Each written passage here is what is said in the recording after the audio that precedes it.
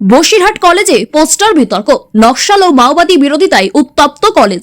বসিরহাট কলেজে পোস্টার দেওয়াকে কেন্দ্র করে তীব্র রাজনৈতিক উত্তেজনা ও বিতর্ক সৃষ্টি হয়েছে। সম্প্রতি কলেজ চত্বরে মাওবাদী ও আরবান নকশাল বিরোধী বেশ কিছু পোস্টার নজরে আসে। সেই পোস্টারগুলিতে লেখা ছিল আরবান নকশাল হুঁশিয়ারি। শ্যামাপ্রসাদের কলেজে নকশালদের কোনো জায়গা নেই, বসিরহাট কলেজে মাওবাদীদের কোনো ঠাঁই নেই এবং দেশ বিরোধীদের কালো হাত ভেঙে দাও, গুড়িয়ে দাও। যারা এই পোস্টারগুলি সাটিয়েছেন তাদের স্পষ্ট দাবি, ডক্টর শ্যামাপ্রসাদ মুখার্জির গড়া এই শিক্ষা প্রতিষ্ঠানে তাকে নিয়ে অতীতে কুরুচিকর মন্তব্য করা হয়েছিল। সেই প্রতিবাদের অংশ হিসেবেই এই পোস্টারগুলি দেওয়া হয়েছে। ঘটনাটি নিয়ে কলেজ চত্বরে চাঞ্চল্য ছড়ালেও এই বিষয়ে সম্পূর্ণ ওয়াকিবহাল নয় বলে জানিয়েছেন কলেজ কর্তৃপক্ষ। ভাইস প্রিন্সিপাল গণমাধ্যমকে জানান, কারা এই পোস্টারগুলি মেরেছে তা তার জানা নেই। যদি তিনি বিষয়টি জানতেন তবে নিশ্চয়ই এই বিষয়ে নির্দিষ্ট থানায় লিখিত অভিযোগ দায়ের করতেন। এই পোস্টার ঘিরে ছাত্র রাজনীতিতে নতুন করে জল্পনা শুরু হয়েছে।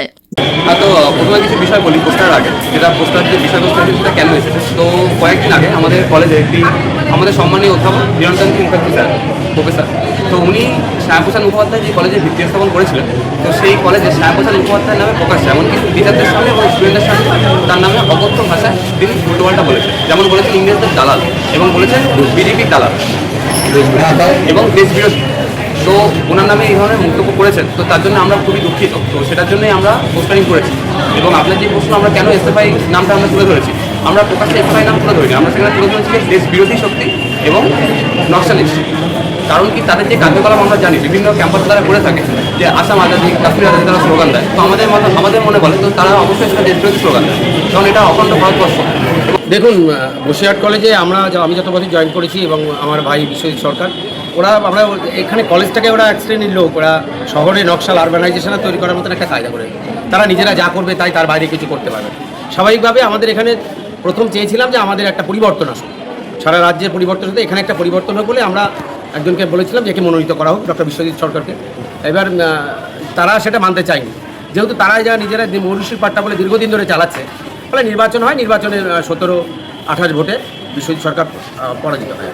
পরাজিত হওয়ার পরে ঘটনাটা হচ্ছে, পরাজিত হলে তারা জয়ী হয়েই তাদের দৃষ্টিভঙ্গি এরকম, তারা একজন প্রফেসর সম্মানীয় কমরেড হিরণকান্তি মুখার্জি, তিনি আমাদের কাউন্টিং হলের মধ্যে চলে যায় যখন যান, তখন আমি আলোচনা করছিলাম ভাইস প্রিন্সিপালের সাথে যে শ্যামাপ্রসাদকে যারা পছন্দ করে না, শ্যামাপ্রসাদের প্রতিষ্ঠিত কলেজে তারাই আবার চলে যায়।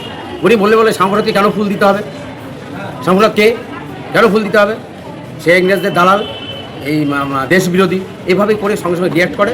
এবং সেটা যেহেতু ওখানে সিসিটিভি ছিল, সমস্ত কিছু আছে, এবং উনি শুধু একবার বলে ক্ষান্ত হন না, উনি সবসময় বলেন যে আমি একবার না 1000 বার বলবো এই কথাটা বলেন। কিন্তু শ্যামাপ্রসাদের নামে প্রতিষ্ঠিত কলেজ, পশ্চিমবঙ্গে শ্যামাপ্রসাদের সরকার চলছে, আমরা সব কিছু দেখেছি। কিন্তু এই যে বসিরহাট কলেজে এমন একটা মানসিকতা কিছু শিক্ষকরা, কিছু অধ্যাপকরা এই জায়গায় রেখে দিয়েছেন এবং তারা এটাকে একটা শহরে মায়াবাদীদের একটা আস্তানা বাঁধতে চাইছেন, একটা ঘরানা তাদের। এর থেকে আমাদের কী করে আমরা মুক্তি পেতে পারি, তার জন্যই আমাদের এই অভিযোগটা। আমরা ওদের স্ট্যাচু বসাবো এবং স্বাভাবিকভাবে শ্যামাপ্রসাদের প্রতিষ্ঠিত কলেজে শ্যামাপ্রসাদের অমর্যাদা আমরা হতে দেবো না, এটাই আমাদের বড় কথা। আমি বসিরহাট কলেজে 33 বছর চাকরি করছি। হ্যাঁ, আমি আসার পর থেকে বসিরহাট কলেজে কোনোদিন ইলেকশন হয়নি।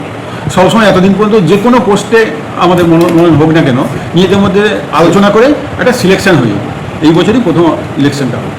ইলেকশনে কী হয়েছিল? ইলেকশনে আমাদের 2জন ক্যান্ডিডেট ছিল। হ্যাঁ, এখানে তো ক্যান্ডিডেট, এখানে কোনো সিম্বলে ক্যান্ডিডেট হয় না, ভোট হয় না। 2জন প্রার্থী ছিল, একজন ছিল বিশ্বজিৎ সরকার, ডক্টর বিশ্বজিৎ সরকার, আর একজন ছিল ডক্টর রাজকুমার দাস।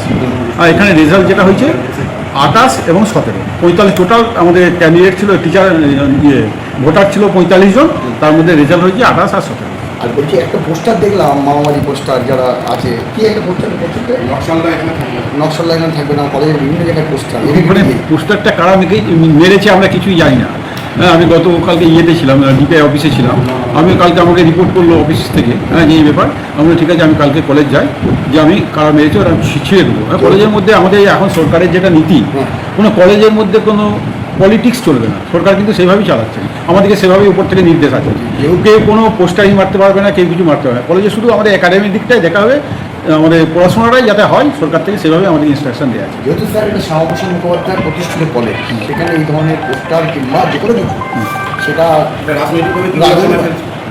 সেটা তো শুনুন, এটা শ্যামাপ্রসাদ মুখার্জি এই কলেজটা প্রতিষ্ঠা করেছিলেন, সেই হিসাবে আমরা বলতে পারি কলেজের একটা এখন বর্তমানে একটা অন্য জায়গায় পৌঁছে গেছে কলেজটা। এবং কলেজে কোনো কিছু পোস্টার থাকাটা উচিত না। হ্যাঁ, একটা মাওবাদী পোস্টার কলেজে এটা থাকবে, হ্যাঁ, কিন্তু কারা মেরেছে ওটা যদি ইয়ে থাকতো আমি তার নামে এফআইআর করতাম।